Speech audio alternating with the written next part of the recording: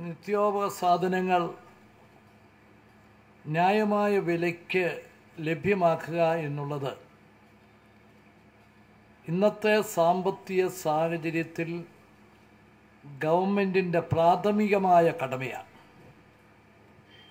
ഇത് ഗവൺമെൻറ് ചെയ്യുന്ന ഒരു ഔദാര്യമായിട്ടോ അതല്ലെങ്കിൽ ഗവൺമെൻറ് ജനങ്ങൾക്ക് വേണ്ടി ചെയ്യുന്ന ഒരു വലിയ കാര്യമായിട്ടോ ഒന്നും ഞാൻ കാണുന്നില്ല. ഇത് ഗവൺമെൻറ്റിൻ്റെ കടമയാണ്. അത് സാധിക്കുന്നില്ലെങ്കിൽ ഗവൺമെൻറ്റിൻ്റെ ഉത്തരവാദിത്വം നിറവേറ്റുന്നതിലുള്ള പരാജയമായിട്ടാണ് കാണുന്നത്. കാരണം ന്യായമായ വിലയ്ക്ക് സാധനങ്ങൾ ലഭ്യമായാൽ പോലും ജീവിക്കാൻ ബുദ്ധിമുട്ടുന്ന ഒരു കാലഘട്ടം. അങ്ങനെയുള്ള അവസരത്തിൽ നിയന്ത്രണങ്ങൾക്കതീതമായി വില വർദ്ധിക്കുക എന്ന് പറഞ്ഞാൽ നിത്യജീവിതം ദുസ്സാധ്യമാകത്തക്ക വിധത്തിൽ, അസാധ്യമാകത്തക്ക വിധത്തിലേക്ക് കാര്യങ്ങൾ എത്തും.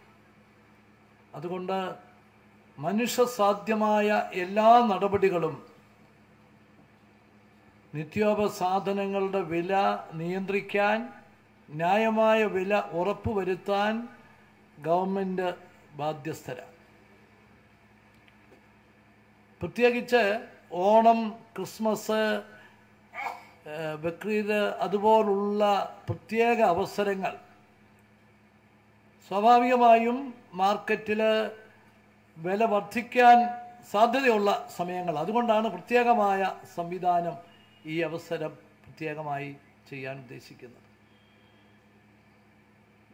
1 രൂപയ്ക്ക് അരി എന്നുള്ള ആ നിർദ്ദേശം വന്നതും അത് 365 ദിവസവും അരിയുടെ വില വർദ്ധിക്കുന്ന ഒരു സാഹചര്യം ഒഴിവാക്കണമെന്നുള്ളതാണ്. 1 രൂപയ്ക്ക് അരി കിട്ടുന്നവർക്ക് മാത്രമല്ല അതിൻ്റെ പ്രയോജനം, അത് പൊതു മാർക്കറ്റിലെ വിലയും വളരെയധികം പിടിച്ചു നിർത്താനായിട്ട് സാധിക്കും.